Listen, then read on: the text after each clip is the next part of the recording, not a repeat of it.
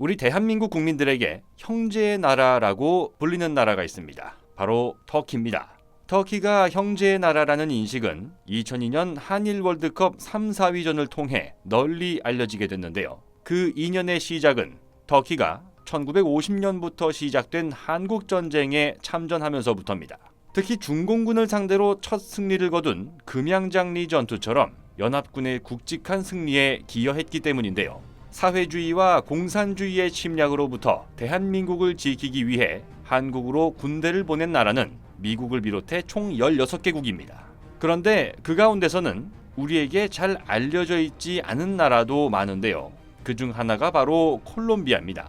우리 지구상에서 한반도와 가장 멀리 떨어진 한반도의 정반대편, 이것을 가리켜 대척점이라고 부릅니다. 한반도의 대척점은 남미 대륙에 위치한 우루과이 앞바다인데요. 남미 대륙은 비행기를 타고 한 번에 날아갈 수 없을 만큼 거리도 멀기 때문에 교류가 흔하지도 않습니다. 그런데 콜롬비아는 그 먼 남미 대륙에서 유일하게 6.25 한국전쟁 당시 5천여 명의 군대를 파견한 겁니다. 그 가운데 163명이 한국을 위해 싸우는 과정에서 고귀한 목숨을 희생해야만 했습니다. 그런데 과학기술정보통신부에서 내놓은 보도자료에 따르면 한국과 콜롬비아 양국은 지난 2월 18일 한 콜롬비아 과학기술공동위원회를 최초로 개최하며 생명공학과 탄소 중립을 비롯한 과학기술 분야에서 협력 관계를 강화하기 위해 나섰습니다. 콜롬비아는 남미 대륙에서 브라질에 이어 두 번째로 인구가 많고 풍부한 화석연료와 광물 자원을 보유하고 있습니다. 그러나 세계은행 통계 자료를 보면 콜롬비아의 지난 2020년 기준 1인당 GDP는 5,332달러로 우리나라의 약 6분의 1 수준입니다. 우리와 비슷한 인구, 훨씬 넓은 영토, 풍부한 자원을 보유하고 있지만 남미 대륙에서도 크게 두각을 드러내지는 못하고 있는 상황인데요. 그러나 지난 2021년 8월 두케 마르케스 콜롬비아 대통령이 대한민국을 국빈 방문해 문재인 대통령과 정상회담을 가졌고, 정상회담을 계기로 한국의 과학기술정보통신부, 콜롬비아의 과학기술혁신부가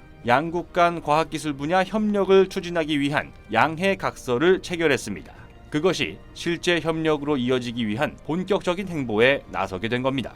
특히 한국은 지난 2018년부터 오는 2020년까지 진행되는 제4차 과학기술 기본계획과 올해 중점 투자 분야에 대해 소개하는 한편, 양국 간 유망 협력 분야로 생명공학과 탄소 중립에 대한 논의를 진행한 것으로 전해졌습니다. 생명연구자원의 효율적 관리 및 활용 방안, 바이오 경제 전략, 수소에너지 활용과 이산화탄소 포집에 대한 협력 방안을 논의함으로써 대한민국의 우수한 연구 역량을 콜롬비아에 전하고, 한국은 콜롬비아의 풍부한 생물 다양성과 수소 생산 여건을 활용할 수 있게 되는 상호 협력 관계가 구축될 것으로 기대됩니다. 과학기술정보통신부 김성규 국제협력관은 보도자료를 통해 이번 공동위는 양국의 과학기술 분야 정책에 대한 이해도를 높이고 양국의 강점을 결합할 수 있는 협력에 대해 논의함으로써 협력의 장을 여는 계기가 됐다고 평가하며, 앞으로 지속적인 교류를 통해 실질적인 협력 과제를 발굴하는 등 과학기술 협력의 테두리를 넓혀 나가겠다고 밝혔습니다.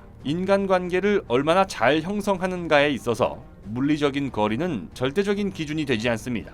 이웃과의 거리가 가깝다고 무조건 편하게 지내는 것이 아니라는 사실은 우리 대한민국의 이웃 국가들만 보더라도 쉽게 이해할 수 있습니다.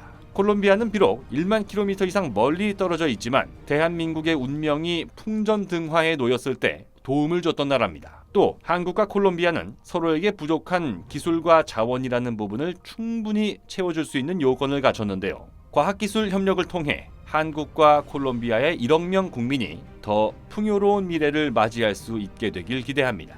곧 새로운 내용으로 다시 찾아뵙겠습니다. 좋아요 버튼과 구독 버튼을 눌러주시면 더 좋은 내용으로 보답하겠습니다.